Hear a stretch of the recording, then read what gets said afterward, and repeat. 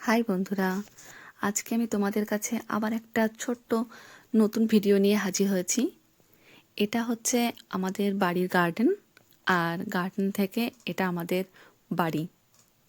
আর আমরা আমাদের জার্মানিতে নিজেদের বাড়ির গার্ডেনকে কিভাবে পরিষ্কার পরিচ্ছন্ন রাখি বা কীভাবে গার্ডেনের ঘাসগুলোকে ঠিকঠাকভাবে যত্ন করি, সেটাই আজকে তোমাদের এই ভিডিওর সামনে তুলে ধরবো। এখানে গার্ডেন পরিষ্কার করার জন্য বা ঘাসগুলো ছোট ছোট করে ছাঁটার জন্য যে গাড়িটা আমরা ব্যবহার করি, আমার দেওর সেটা এখানে চালিয়ে গার্ডেনের ঘাসগুলোকে ছোট ছোট করে ছেটে নিচ্ছে। আর তারপরে পুরো গার্ডেনটাকে ছোট ছোট ঘাসগুলোকে ছাঁটা হয়ে যাওয়ার পরে আমরা আরেকটু বিস্তারিতভাবে দেখি যে কোথাও কোনো ঘাস বড় আছে কিনা, সেগুলোকেও এখানে আরেকটু পরিপাটি করে কেটে নিতে হয়।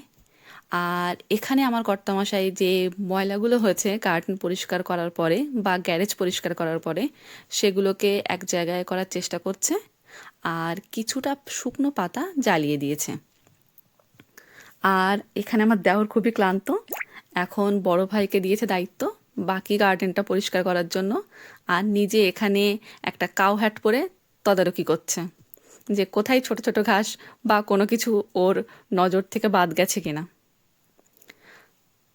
দেখো, প্রথমে গার্ডেনের ঘাসগুলো কত বড় বড় ছিল, আর ওরা পুরো গার্ডেনটা পরিষ্কার করার পরে এখন ঘাসগুলো কতটা সুন্দর লাগছে।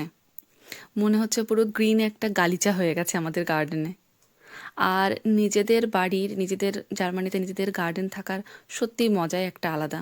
আমরা যখন ভেবেছিলাম পার্মানেন্ট জার্মানিতে থাকবো, তখন আমাদের সবার প্রথমে এটাই মাথায় এসেছিল যে আমাদের একটা সুন্দর বাড়ি হবে আর একটা বেশ বড়সড় গার্ডেন হবে। হয়তো যারা ফ্ল্যাটে থাকে তারা অনেক কিছুই এইগুলো পায় না, কিন্তু তাদের মধ্যে অনেক সুখ আছে।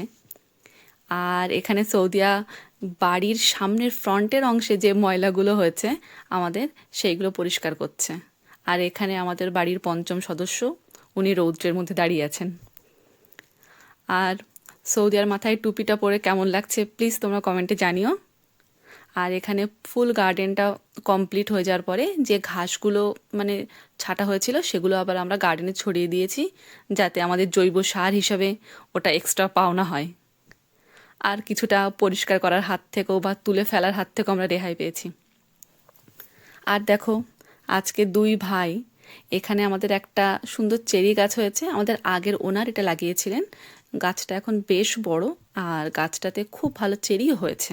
হয়তো প্রচুর পরিমাণে হয়নি, কিন্তু মোটামুটি হয়েছে। আর আমি তো কখনো গাছ থেকে পেড়ে চেরি খাইনি। তোমরা কে কে ইন্ডিয়াতে খেয়েছো আমি জানি না, কিন্তু আমি কখনো খাইনি। আমি শুধু কেকের ওপরে ওই চেরিটাই দেখেছি। আর সেই জন্য আমরা চারজনই খুব এক্সাইটেড যে গাছ থেকে চেরি পেড়ে খাওয়ার মজাটা কেমন, সেটা এবার আমরা উপলব্ধি করব।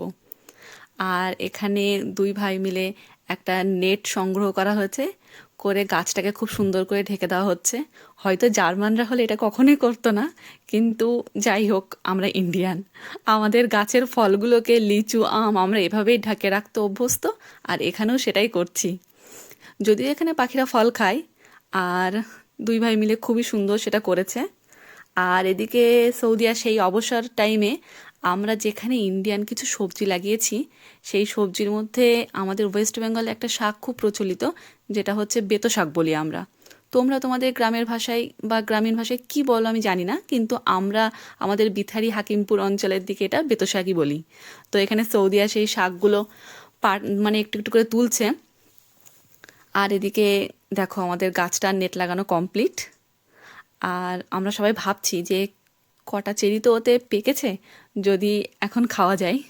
আর আমাদের যে জামা কাপড় মেলা ক্লিপ, সেইগুলো দিয়ে খুব বুদ্ধিমান বুদ্ধিমান দুই ভাই গাছটাকে সুন্দর করে নেটগুলোকে ক্লিপ দিয়ে রেখেছে, যাতে কোনো পাখি বা কোনো পোকা ওতে ঢুকতে না পারে। জানি না কতটা সংরক্ষণ হবে। আর তোমাদেরকে আমি নেটের ফাঁক দিয়ে একটুখানি দেখানোর চেষ্টা করছি যে চেরিগুলো কেমন। আর আজকে দেখা যাক যে আমরা চেরি খাই কিনা। যদি খাই তোমাদের নিশ্চয়ই তোমরা দেখতে পাবে। দেখো বন্ধুরা, অনেকগুলো চেরি কিন্তু গাছে পেকে গেছে, আর চেরিগুলো দেখতে বেশ সুন্দর। আমার তো মানে খুবই ভালো লাগছে, কারণ আমি কখনো চেরি এভাবে গাছ থেকে পেড়ে খাওয়ার মজা পাইনি। আর দেখো চেরিগুলো কি সুন্দর টকটকে লাল দেখতে। আমরা এখানে 4 জন খুব হিসেব করে চেরি খাচ্ছি, যাতে আমরা অনেক দিন খেতে পারি, একটা দুটো করে। আর আজকে আমরা একটা করে চেরি খেয়েছি। চেরির স্বাদটা অনেকটা টক মিষ্টি।